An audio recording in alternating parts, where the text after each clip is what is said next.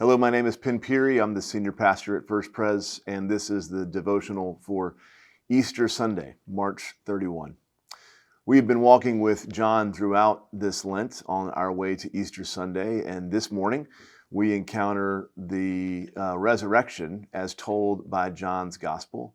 John's Gospel, in the resurrection story of John's Gospel, we get lots of details. There are two disciples who have a foot race toward the tomb, Peter and the disciple whom Jesus loved. There's details about the linen cloth that had been wrapped around Jesus' body and around his face. We hear how the disciple whom Jesus loved doesn't quite have the courage to go into the tomb, but Peter does go into the tomb.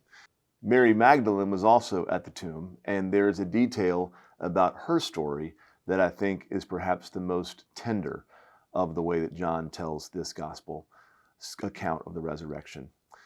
What we learn in John about Mary is that Mary was brokenhearted because she thought she had lost the person most important in her life.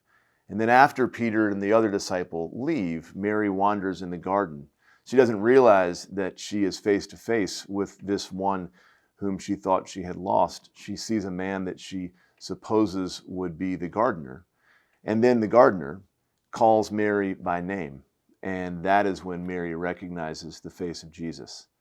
Another detail that's really important for us to remember about the way John tells this resurrection story is that what Jesus wants Mary to do is not simply be in the garden full of joy, grateful that her Lord has been raised, but to go and tell other people about that good news.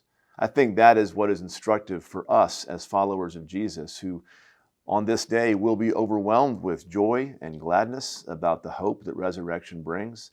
But the resurrection message is never just for us or for our sake. It's intended to be shared.